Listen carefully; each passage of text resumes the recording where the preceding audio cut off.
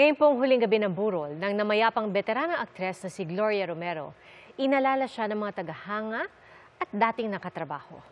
Saksi si Aubrey Carampel. Mula sa mga pinakasikat sa pangalan sa mundo ng showbiz, hanggang sa mga tagahangang sumubaybay sa kanya, bumuhos ang pakikiramay sa huling araw ng burol para sa Philippine movie icon na si Gloria Romero na namayapa nitong Sabado sa edad na 91. Meron akong pakiusap sa inyo, ha? Pag-ingatan niyo parati. Mag-ingat kayo.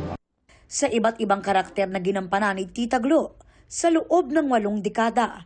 Alam ko kung anong ibig sabihin nun. Momo, make out lang. Or, momox.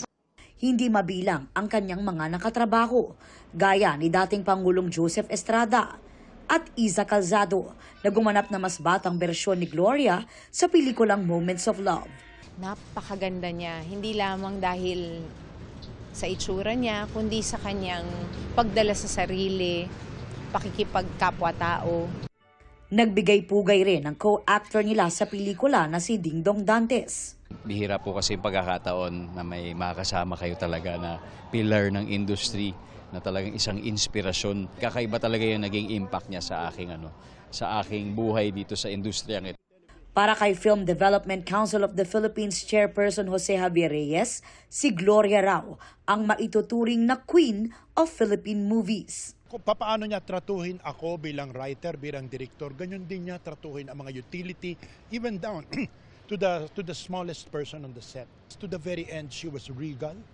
She had demeanor. She had the dignity, which gave premium to the profession.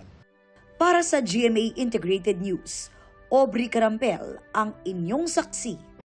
Mga kapuso, maging una sa saksi. Mag-subscribe sa GMA Integrated News sa YouTube para sa iba't ibang balita.